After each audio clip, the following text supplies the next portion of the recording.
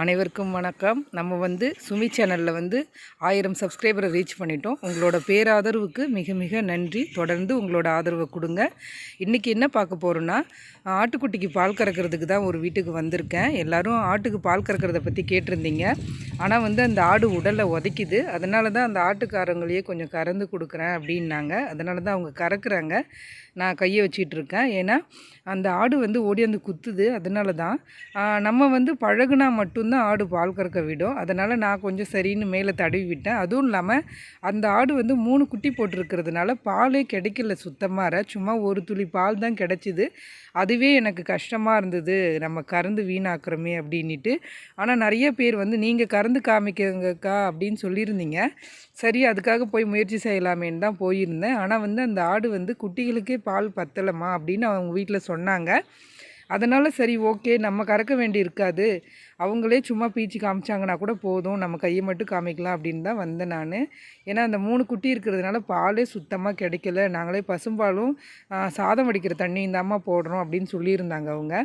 இந்த ஆட்டுக்கு பாருங்கள், பனியில் வாயை சுற்றி புண்ணு மாதிரி வந்திருக்கு பாருங்கள். இதுக்குமே நான் அவங்க வீட்டுக்கு மருந்து சொல்லிட்டு தான் வந்தேன்.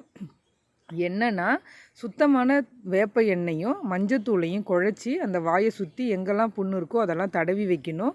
ஏன்னா இப்போ தாய்க்கு இருக்கிற அந்த மாதிரி புண்ணு குட்டிகளுக்கும் வர்றதுக்கு அதிக அளவில் வாய்ப்புகள் இருக்குது. சரிங்களா?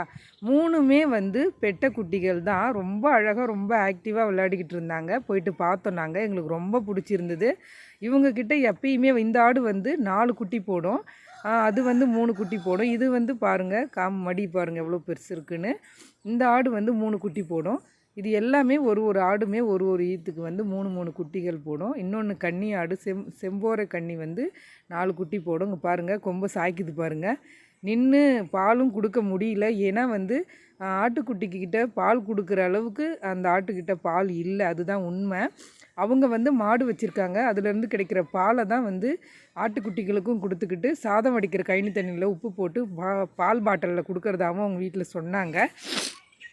இது என்னென்னா, நம்ம இப்படி தான் பராமரிக்கணும், வேறு வழி இல்லை. ஏன்னா ஆடுங்க கிட்ட அந்த அளவுக்கு பால் கொடுக்குற தன்மை இல்லை.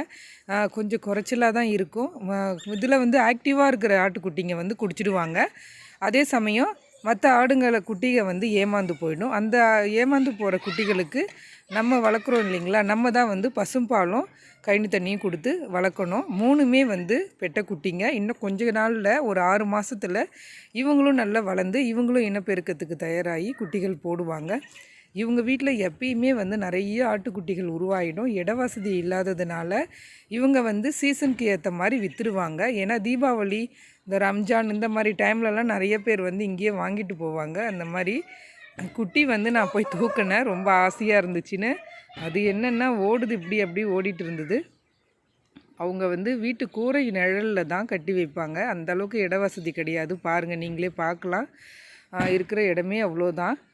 இந்த வீடியோ உங்கள் எல்லாருக்குமே ரொம்ப பயனுள்ள தகவலாக இருக்கும்னு நினைக்கிறேன். அப்படி பிடிச்சிருந்தால் லைக் பண்ணுங்கள், ஷேர் பண்ணுங்கள்.